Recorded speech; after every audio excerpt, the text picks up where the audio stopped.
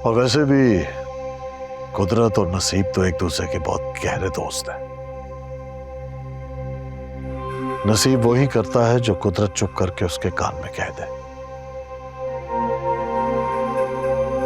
खुर्शीद, मैं आज तुमसे तुम्हारी बेटी सुंदरी का रिश्ता बादशाह के लिए लेने आया हूं।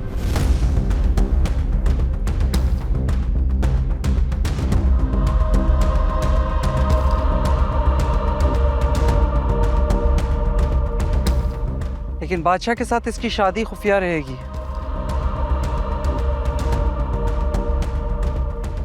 बादशाह इसे शहर वाले बंगले में रखेगा।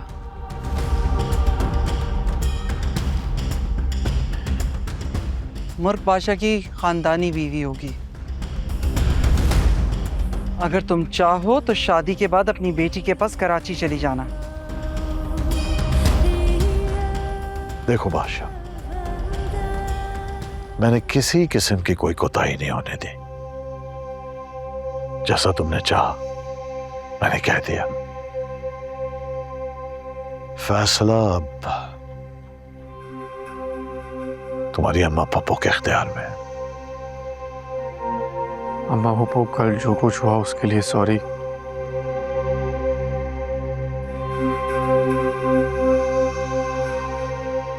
मैं इसे बहुत खुश रखूंगा।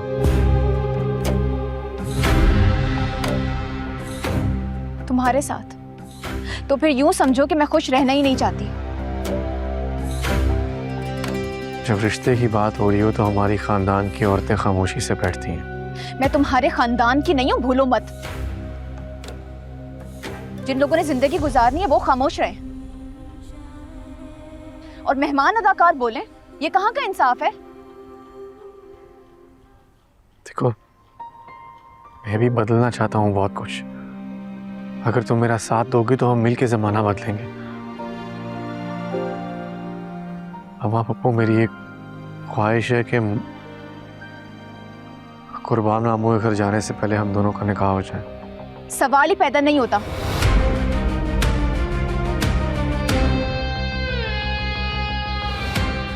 मैं जीती जागती लड़की हूँ, कोई बेज़बान जानवर नहीं जिसे 3-4 लोग कहीं भी हाँफते। मुझसे इस लड़की की बदजुबानी बर्दाश्त नहीं हो रही। जब अपनी बेइज्जती करवा के दिल भर जाए तो बाहर आ जाना।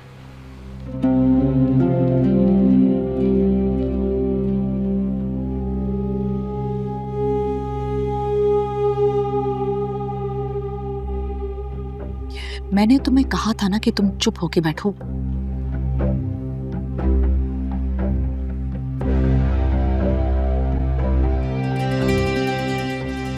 मुझे ये रिश्ता मंजूर है।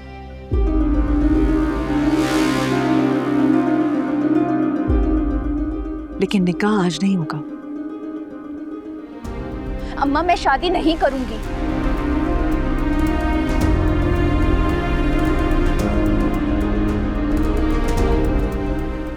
इसे मनाने के लिए मुझे एक रात और एक दिन तो चाहिए।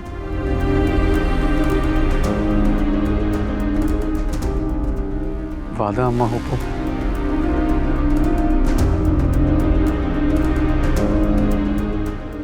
वादा।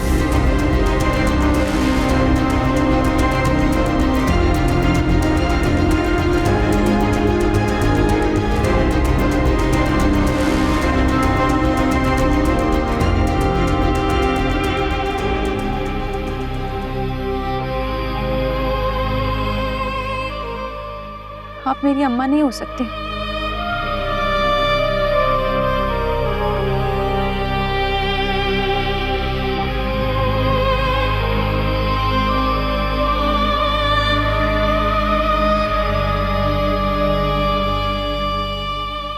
बेटा, तू कहाँ चला गया था? तुझे बुआ ने मना किया था ना बाहर जाने के लिए। तेरी जान को खतरा है। अम्मा, आपकी झोली फैलाने की वजह से ना चाहते हुए भी मैं हवेली से यहाँ आ गया हूँ। पर मेरा दिल सुंदरी को हवेली में छोड़ने पर रजामंद नहीं है। मैं उसे नहीं छोड़ सकता। मैं उसे लेकर आऊंगा। बेटा, खुदा के लिए। खुदा का वास्ता है अम्मा, तेरा बेटा मर जाएगा, मर जाएगा सुंदरी के बगैर।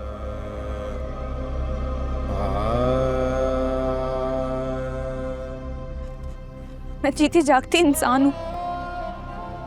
इससे तो अच्छा था मैं अपनी मरी हुई माँ के लिए जिंदगी भर रोती रहती। ना आपने मुझे पाला, ना प्यार दिया, फिर किस हक से आपने मुझसे इतनी बड़ी कुर्बानी मांग ली? माफ करना, मैं इतनी बड़ी कीमत नहीं अदा कर सकती आपसे मिलने की।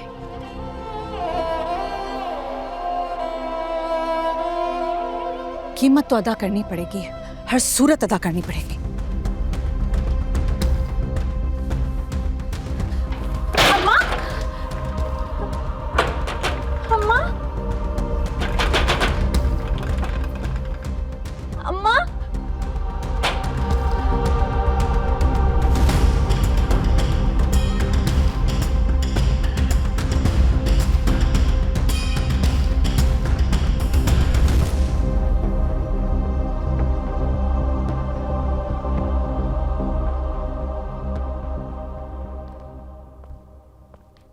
अस्सलाम वालेकुम। कैसे हैं आप? बिल्कुल ठीक। पहले अपने मामू से माफी मांगो।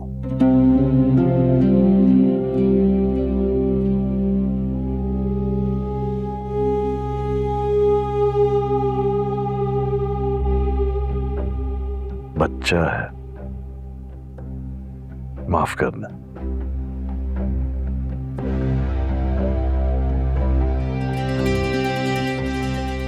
मांगेगा, क्यों नहीं मांगेगा माफी?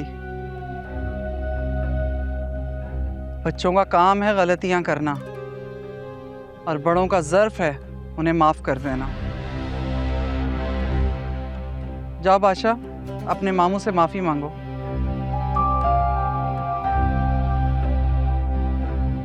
जीप जबरदस्ती आई है, बेटी से शादी नहीं करवानी और माफी मांगने की एक्सरसाइज भी।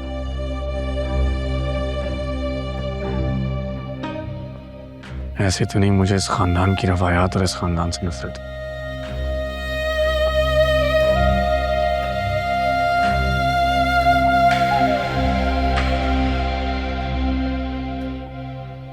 कुर्बान, माफ कर दीजिए, आखिर को आपका होने वाला दामाद है ये। बादशाह, मामू के पास से उठना नहीं जब तक माफ ना कर दें।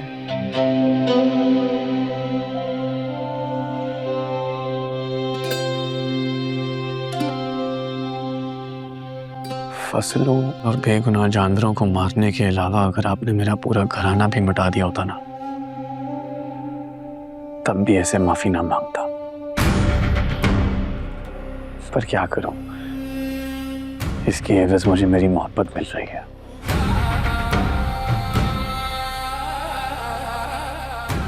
मुझे माफ कर दे मामू।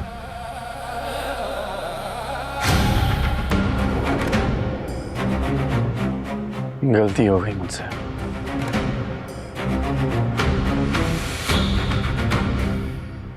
वाह भाई मुर्ग, तुम तो बड़े खुशकिस्मत हो।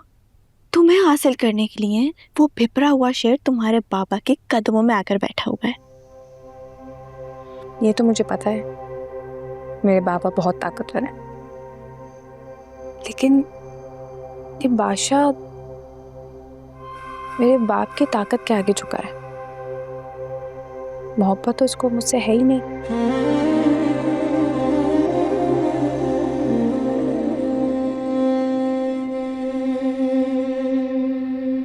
मैंने डॉक्टर गुलाम को आपका पैगाम और आपके दिए हुए पैसे पहुंचा दिए। वो थोड़ी देर में सुंदरी बीबी के नंबर पर आपसे राब्ता करेंगे।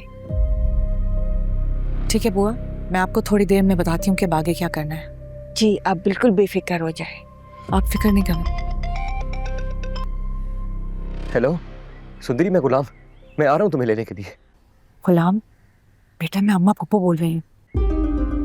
अम्मा पुप्पो, सुंदरी कहाँ है? देखो, तुम मेरी बात ध्यान से सुनो, जैसा मैं कह रही हूँ वैसा ही करो।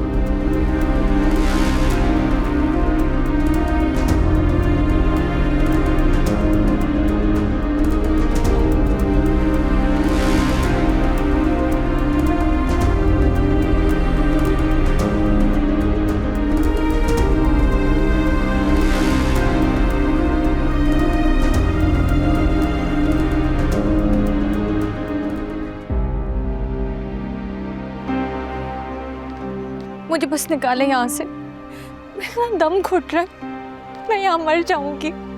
मुझे ना बाबा ने बहुत आज़ादी से पाला है, मैं यहाँ इस कैद में नहीं रह सकती। जिस कैद खाने में तुमने एक रात गुजारी है, उस कैद खाने में मैंने खुद को 22 साल बंद कर लिया था कि मेरा घर, मेरा शौहर, मेरी औलाद मुझे वापस मिल जाए। घर वापस नहीं मिला, शौहर मर गया। अब तुम ही मेरी कुल कायनात हो। तुम्हें सिर्फ पैदा किया है मैंने, पाला नहीं। अब मैं अपनी कायनात को उजड़ने नहीं दूंगी, मुझ पे भरोसा करो, अपने पापा की खातिर।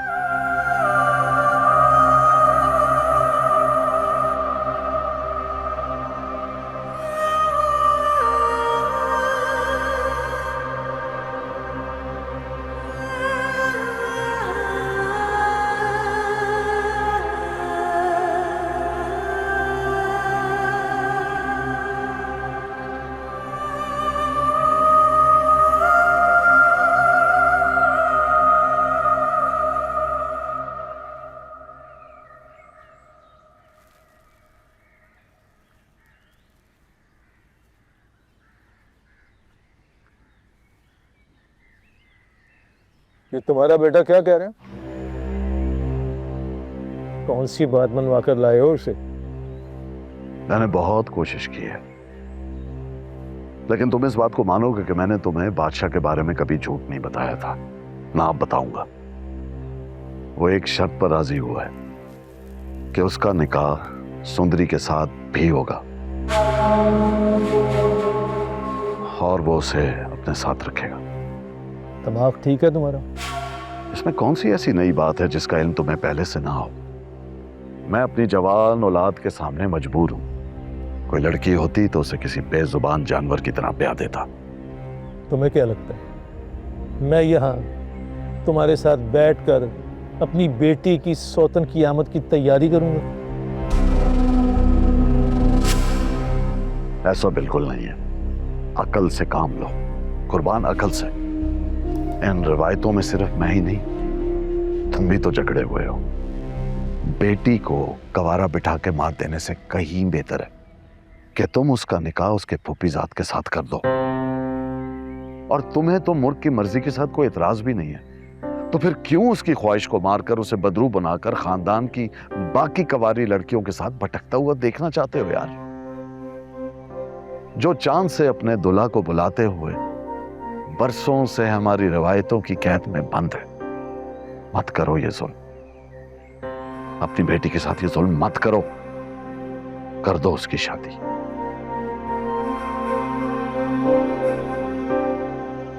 रहा सवाल सुंदरी का, उससे मेरा जो भी रिश्ता सही, लेकिन मैं तुम्हें वादा देता हूं कि मैं उसको कभी भी खानदान की बहू तस्लीम नहीं करूंगा।